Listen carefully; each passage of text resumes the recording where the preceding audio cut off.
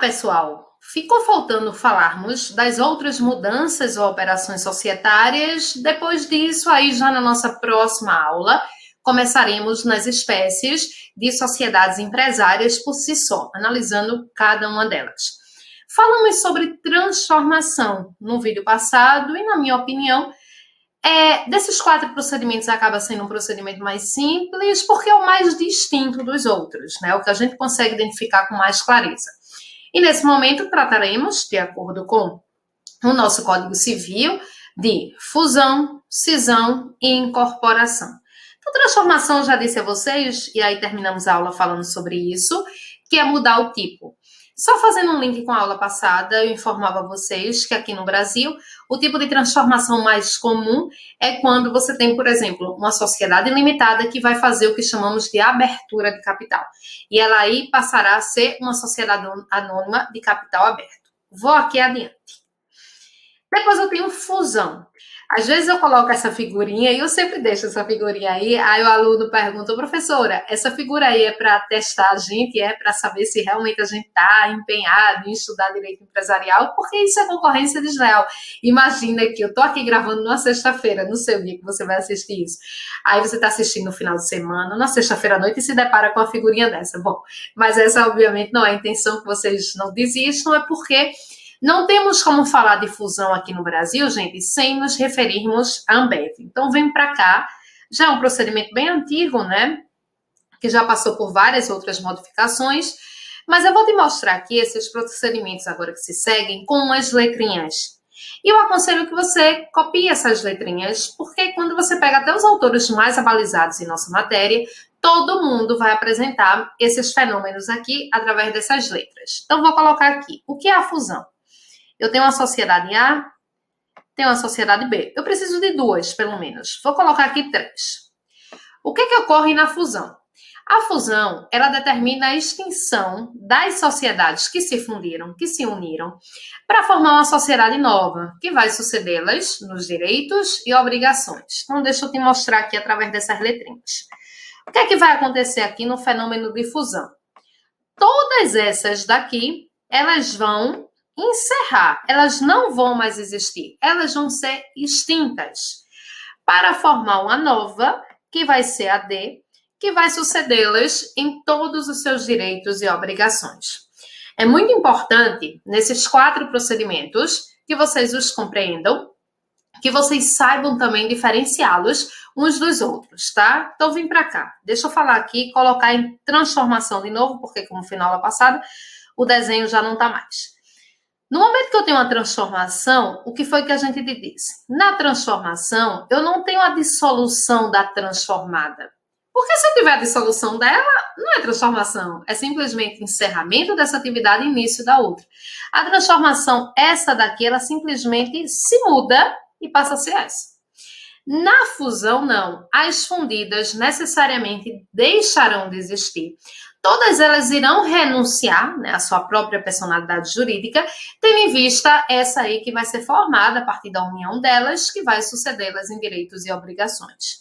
Quero que fique muito claro para vocês também, daqui a pouco vamos falar sobre incorporação, que esses procedimentos, eles mexem com as estruturas das pessoas jurídicas em si, e não com as marcas. As marcas constituem uma outra coisa. Então, deixa eu te dizer assim, quando eu digo a fusão da Ambev, se até hoje você for no mercado, você vai encontrar Stella Artois, Brahma, Skol, Antártica, ao contrário, né? Skol, Antártica aqui. Vou dar um exemplo.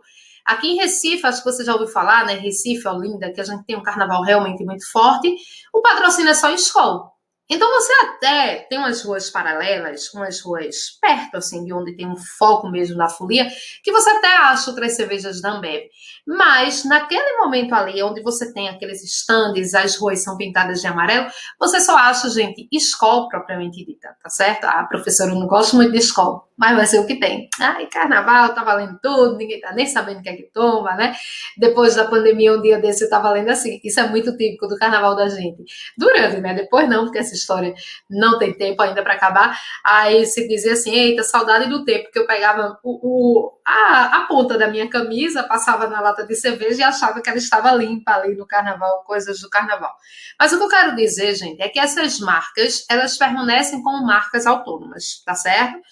E a questão de marca, ela vai repercutir ali consequências no chamado direito concorrencial, que eu diria a vocês que é um outro braço do direito empresarial. Deixa eu te mostrar aqui uma outra coisa. Deixa eu vir passando aqui os slides. Deixa eu te mostrar o seguinte. Nós temos uma lei, que é a lei 12.000, faltou um pontinho aqui, 12.529 de 2011, e essa lei, ela trata do direito concorrencial brasileiro, e ela institui o chamado Conselho Administrativo de Defesa Econômica, que é o CAD, tá? A letrinha fica troncha, vocês já sabem que é problema no meu braço, já falei isso. Bom, tem aula que eu tô de pó, tem aula que eu não tô, né? Vocês estão acompanhando aí. Então, o Conselho Administrativo de Defesa Econômica. O CAD é uma autarquia federal, é uma autarquia que é ligada ao governo federal, que é responsável por manter a concorrência aqui em nosso país. Porque quando você não tem concorrência, não se engane não. Só quem se dá mal somos nós, é o consumidor que vai se dar mal. Por isso que você tem que ter esse órgão garantindo a concorrência.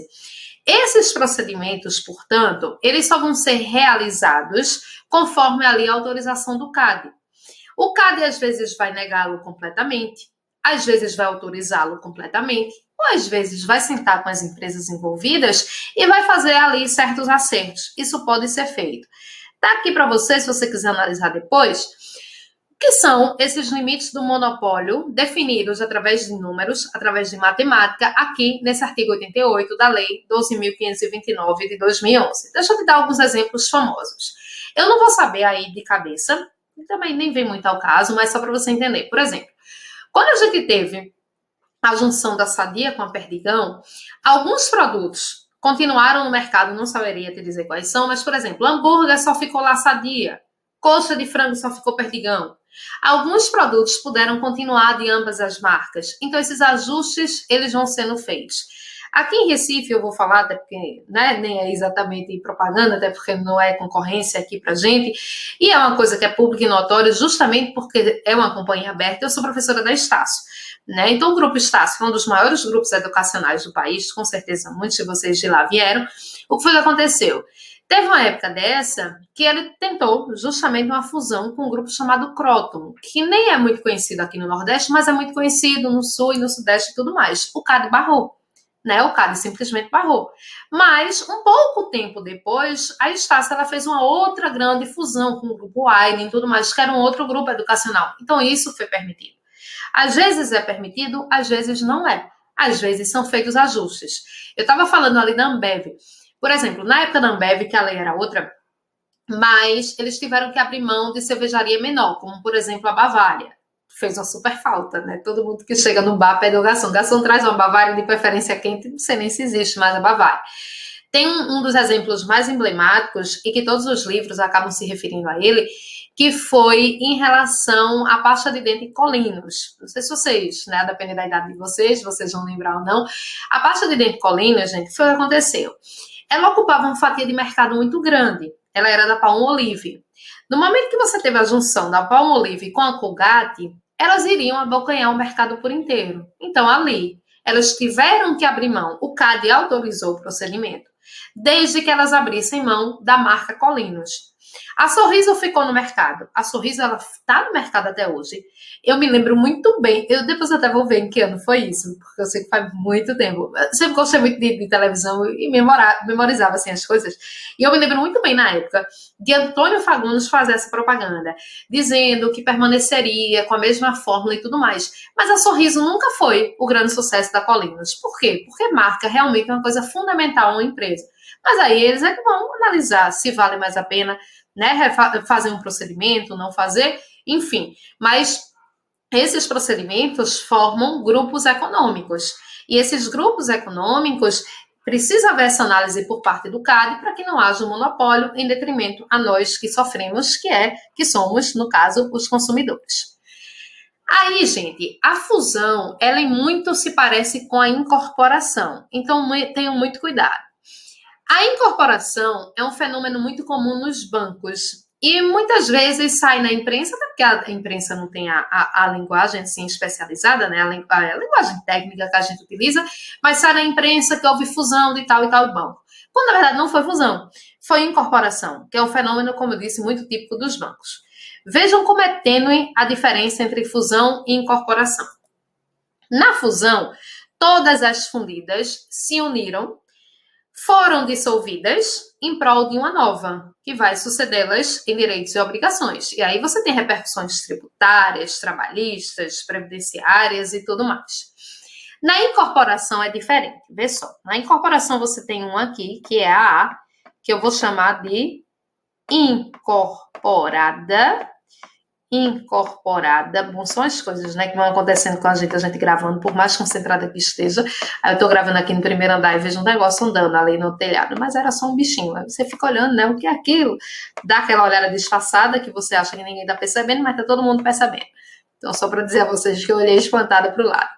Então, incorporada e a incorporadora. Deixa eu explicar aqui o que é que acontece. Vê só, gente. A palavrinha básica de incorporação, eu vou te dizer que é absorver.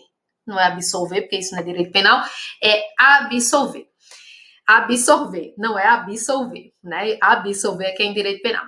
Na incorporação, uma ou várias sociedades são absorvidas por outra, que vai lhe suceder em direitos e obrigações, devendo todas, né, aprová-la na forma estabelecida para os respectivos tipos. Em outras palavras, olha só o que acontece na incorporação. Na incorporação é o seguinte, essa aqui vem para dentro dessa, tá? Então, essa daqui deixa de existir como pessoa jurídica autônoma e vem para aqui, ó, fica coladinha com essa. Essa B, a incorporadora, ela absorve, ela engole a incorporada. Perceberam a tênue diferença entre elas? Na fusão, todas sumiram para formar uma nova. Na incorporação, a incorporadora, ela engole a incorporada e vai lhe suceder em todos os direitos e obrigações. Por exemplo, foi o caso aí da foto do Santander com o Banco Real. E mais para trás teve Banco Nacional, Banorte, coisa que nem é da época de vocês, eu ainda me lembro, mas nem é da época da maioria de vocês. O que aconteceu, por exemplo, com o Itaú, com o Unibanco. Então, o que foi que o Itaú fez? Falando em termos de nome de fantasia, de marca, só para ficar fácil de entender. O que foi que o Itaú fez? Ele pegou, ele absorveu o Unibanco, né? Hoje em dia é Banco Itaú Unibanco S.A. E aí ele absorveu os direitos, as obrigações, os ativos, os passivos, a cartela de clientes, as agências e tudo mais. Então, nesse caso, é incorporação, tá bom? E o último dos procedimentos é a cisão. E a cisão, ela é o contrário da incorporação. O nosso Código Civil, ele não define o que é cisão. Ele cita, ele fala de cisão, tá aqui no artigo 1122, mas ele não define. Então, por isso eu peguei um outro artigo aqui, para que a gente dê uma outra informação também a você. Até 90 dias, após publicados os atos relativos à incorporação, fusão ou cisão, o credor anterior, por ela prejudicado, pode promover judicialmente a anulação deles. Então, esse prazo aqui é um prazo até 90 dias. O que vai acontecer, gente? Muitas vezes, esses procedimentos, eles podem causar algum tipo de prejuízo ao direito do credor. Você pode, enquanto você tem uma sociedade, enquanto você faz parte de uma sociedade, você pode estruturar do jeito que você quiser.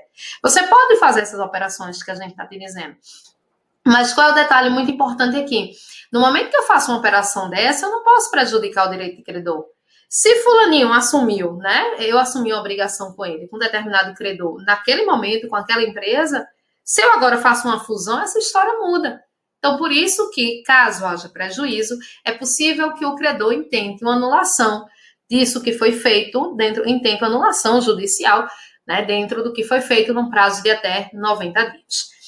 Então, embora a nossa lei não defina o que seja cisão, mas a gente vai mostrar aqui para você. Cisão, ela vem de quebra, tá? Ela vem de quebra, mas não no sentido de quebra de falência, porque quebra para a gente é muito de falência, né? Cisão vem no sentido de repartição. A cisão é o seguinte, eu tenho uma sociedade A, a partir da sociedade A vão surgir novas sociedades. A A, anota aí, a A, ela é ascendida. Então, a partir da sociedade A, é como se a sociedade A ela fosse embrionária. E a partir daí surgem novas sociedades. Não são filiais, não são franquias, são pessoas jurídicas realmente autônomas. Aqui está um exemplo da Gol, que foi o que também aconteceu na época da Varig, e entre várias outras empresas. A Varig agora eu fui para longe, fui junto lá com a Colinas. O que foi que a Gol fez, gente? A Gol, falando mais de uma vez nome de fantasia, né, marca, era uma única empresa de tudo. Só que aí ela começa a ir muito bem e ela resolve começar a desmembrar empresas. E aí ela desmembrou, por exemplo, o seu programa de milhagens, o Smiles, que era algo que fazia parte dela, e ela desmembra como uma pessoa jurídica autônoma. Então perceba aqui, na incorporação, essa daqui entra nessa, na cisão dessa daqui saem novas sociedades, ou nova ou novas. Professora, e a ascendida some, por quê? Na fusão, todas as fundidas sumiram. Na incorporação, a incorporada sumiu. E na cisão? A cisão é a única que depende. Porque a cisão é a única que eu tenho... Deixa eu pegar aqui minha canetinha, que não está querendo funcionar. Pronto. A cisão é a única que eu tenho duas espécies, tá? Então, eu tenho aqui uma sociedade A, que se desdobra na B, que se desdobra na C. Então, eu tenho duas espécies. Quando a cindida se desmembra e ela some, a isso eu darei o nome de cisão total. Então, anota aí. Quando a cindida some, eu darei o nome de cisão total. T aquele total. Quando a cindida se mantém, eu darei o nome disso de cisão parcial. Tá bom? Bom, gente, então aqui nós falamos, né, o principal aqui do nosso Código Civil, desses atos de modificações societárias. Como a gente sempre faz, a gente faz uma questãozinha, né, para a gente fechar o assunto. Deixa eu colocar aqui. A nossa questãozinha diz: uma sociedade aprovou a aquisição da Companhia A em sua Assembleia, realizada na forma da Lei 6.404 de 76, porque, como eu já disse a vocês na aula passada, esses assuntos também são regidos pela Lei das SAs. Desde que haja uma SA envolvida, você vai aplicar a Lei das SAs. Se não houver nenhuma SA envolvida, você aplica o Código Civil. E as atas foram disponibilizadas aos acionistas, esse F ficou sozinho aqui, nos termos das normas da Comissão de Valores Mobiliários. Na referida Assembleia, foi aprovada a deliberação sobre a aquisição integral das ações da Companhia A, que seria, na sequência, absorvida integralmente pela sociedade compradora, cumprindo-se todos os procedimentos estabelecidos na lei societária. Absorver, gente, qual é a palavrinha de ordem? A operação que se seguiu após a aquisição integral das ações é denominada como sendo incorporação. E dá uma dica. Algumas provas, hoje em dia, isso não acontece só com empresarial, não. Jogam o número da lei, sem dizer sobre o que a lei trata. Lei 6.406, Lei 6.404 de 76, Lei 8245 de 91, 9279 de 96. Aí você diz, ô professora, tudo que eu preciso saber para OAB, para concurso público, danou-se, como a gente fala aqui em Pernambuco. Eu ainda preciso decorar número de lei? Não, não se espante com isso. Muitas vezes o examinador ele só está querendo te desestabilizar com isso, entende? Quando você vai lendo a questão, você consegue chegar no que ele quer. Veja que aí não ia interessar em nada a nossa resposta. É só para saber que, nesse caso, eu aplicaria a lei das SAs. Então, antes de você se afobar, antes de você se agoniar, estou falando as expressões daqui, né? Se afobar também. Antes de você se agoniar, lê a questão por inteiro, que embora esteja lá só um número de lei solto, mas pode ser e deve ser que você consiga identificar a questão nesse andamento, tá? A lei, né, no andamento da questão. Gente, então aqui a gente acabou a parte geral do direito societário. Daqui para frente a gente entra nas sociedades em espécie. Mas para que eu possa ingressar na próxima aula nas sociedades em espécie, é muito importante que vocês entendam o seguinte. O que está aqui? Sobre espécies de responsabilidade. Não adianta eu chegar aqui para você para dizer, na sociedade anônima, a responsabilidade é individual e limitada. Na sociedade anônima coletiva, a responsabilidade ela é solidária, ilimitada, subsidiária. Não adianta se você não souber o que significam cada uma dessas espécies de responsabilidade. E por isso aqui colocamos, para que isso possa ser a base da gente para as sociedades em espécie. Em cada um dos tipos societários que veremos a seguir, serão 7, precisamos analisar se a responsabilidade ela é solidária ou individual. Se ela é limitada ou ilimitada, se ela é subsidiária ou não subsidiária. Vamos precisar fazer isso em todos os tipos societários. Ô, professora, sou eu que escolho o tipo de responsabilidade que minha sociedade vai ter? Na verdade, você escolhe o tipo de sociedade que você quer. A partir do momento que você escolhe o tipo de sociedade, a lei te diz qual é a espécie de responsabilidade cabível. Tá? Eu escolho limitada, a responsabilidade vai ser limitada. Escolho comandita simples. Uns vão ter responsabilidade limitada, outros ilimitada. A gente vai ver de uma por uma, tá? Então, você escolhe o tipo de sociedade e, a partir daí, o ordenamento, ele te coloca em algum tipo de responsabilidade. Então, vamos ver aqui. Isso aqui, sempre que for necessário, sempre que você achar conveniente, volte para esse ponto aqui, file, porque ele é realmente muito importante. Não adianta a gente pegar, depois que eu der as 7 espécies societárias, você pode até fazer um mapinha mental, uma coisa assim, né? Se você quiser fazer, eu gosto de fazer também para estudar, mas não adianta você pegar e ficar tentando decorar. Na responsabilidade, na sociedade não coletiva, assim, assim, assim. Na sociedade não adianta. Porque quando você juntar as 7, naturalmente você vai fazer confusão. Então, bora entender como isso funciona. Isso aqui é direito civil puro, esse primeiro aqui. Quando na sociedade os sócios têm responsabilidade individual, cada sócio só responde pela sua parte, perante credores.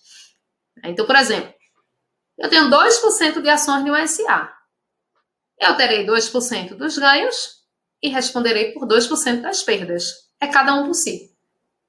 Cada credor, então, não vai poder demandar os sócios de todas as dívidas. Cada um responde por sua parte. Isso é uma exceção, né? A maioria das sociedades, na maioria delas, os sócios respondem de maneira solidária. O que é que isso significa? Direito das obrigações puro. Eu tenho uma sociedade entre os sócios A, B e C. E eu tenho aqui um credor.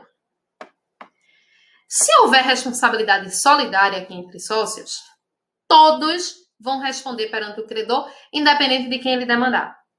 Mesmo que ele demande de A só tenha 5% das cotas, A vai ter que pagar toda a dívida, gente. Claro que depois, A vai se haver regressivamente com os demais sócios.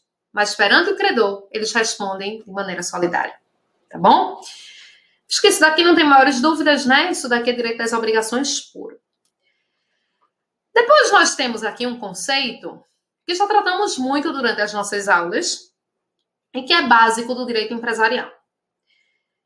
Quando os sócios têm responsabilidade limitada, as dívidas da empresa não vão atingir o patrimônio particular. Por que hoje em dia a gente só tem basicamente sociedade limitada e anônima? Por que não um coletivo e comanditas que vamos falar? Mas por que elas, do ponto de vista prático, sumiram? Porque ninguém quer ter responsabilidade ilimitada, não, gente. Na responsabilidade ilimitada, as dívidas da empresa vão atingir o patrimônio particular. Ninguém quer isso, não. Tá? Ah, professora, mas não tem DPJ? Tem, cara pálida. Mas espera aí, vamos com calma. Né? Embora a gente tenha, sim, efetivamente DPJ, mas DPJ já é na exceção. A regra é que o ordenamento jurídico ele me confere um muro imaginário, ele me confere um véu, como a doutrina chama, de proteção ao patrimônio particular. Por isso que hoje em dia a gente só tem sociedade limitada e anônima. Depois a gente vai ver as exceções, é claro. Mas, ao contrário do que você pode pensar, às vezes, principalmente uma pessoa que é leiga, pode pensar assim, só no Brasil que isso acontece. Da pessoa empreender com proteção ao patrimônio particular. Muito pelo contrário. Todo país, né, que queira ser reputado minimamente organizado do ponto de vista de empreendedorismo, gente, vai proteger o patrimônio particular. Senão as pessoas não empreendem. E o governo, em todo lugar do mundo, precisa que as pessoas empreendam. Tá certo? Aqui eu noto, durante as aulas, que causam a maior dificuldade, mas não tem nada fora do comum, é a responsabilidade subsidiária e não subsidiária. Então, preste atenção aqui. Quando eu digo lá no direito civil que o fiador ele tem benefício de ordem, por que eu digo isso? Porque o fiador ele tem o que chamamos de responsabilidade subsidiária. Lá para o fiador primeiro serão executados os bens do devedor principal, só depois os bens dele. Aqui significa o seguinte: quando a sociedade tem esse benefício de ordem, isso é muito bom para os sócios. Por quê? é uma ordem na hora de cobrança dos credores. Primeiro, eles vão exaurir o patrimônio social, mas só depois entrarão no patrimônio particular, se for o caso. Mas eles têm que seguir essa ordem. Por isso que isso se chama de benefício de ordem. A nomenclatura é subsidiária mesmo. Embora a gente ouça aí muita gente falando em subsidiária, para você não achar que a professora está falando errado, que eventualmente pode acontecer, mas não é, subsidiária mesmo, tá? E a responsabilidade não subsidiária, gente? O que é que acontece aqui? Quando não há subsidiariedade, os credores podem logo afetar o patrimônio particular dos sócios, o que é péssimo para eles, tá bom? Então é isso. Não tem grandes mistérios não, mas eu costumo notar que muitas vezes a que vocês costumam mais fazer confusão é nessa daqui. Professora, eu estou olhando, né? Estou querendo aqui, estou me aprofundando no direito empresarial, estou aprendendo a matéria e estou achando essa responsabilidade subsidiária legal. Eu vou indicar aos meus futuros clientes que queiram, né, a responsabilidade subsidiária. Tanto que o nome dela é benefício de ordem, não malefício de ordem, tá? Como é que eles conseguem uma responsabilidade subsidiária? É simples. A partir do momento que é o registro. Lembra, é um benefício. Para fazer um benefício, você tem que fazer algo em prol dessa sociedade. Registrou-se no órgão competente, você ganha o benefício de ordem. Simples assim. Aí, qual é a ilação lógica que qualquer um faz? Não se registrou, não tem benefício de ordem, só que não é. Tem uma exceção para isso. Eu não quero que você se preocupe com isso agora. Já vou dizer isso no próximo bloco, na próxima aula, tá? Mas, por enquanto, eu só quero que você faça essa junção na sua cabeça. Se registrou, ganha o benefício de ordem. Se registrou, ganha subsidiariedade, tá bom? Bom, então a gente vai terminar essa parte geral aqui, certo? Aí, a partir da próxima aula, a gente começa com as sociedades empresárias em espécie. E aí, iremos nos debruçar sobre elas, bem detalhadamente. Começaremos com as sociedades sem personalidade, as sociedades despersonificadas, e depois cada uma das personificadas, desde as mais importantes às menos importantes do ponto de vista prático, tá bom? Então, por hoje eu vou ficando por aqui, e até o nosso próximo encontro. Um abraço.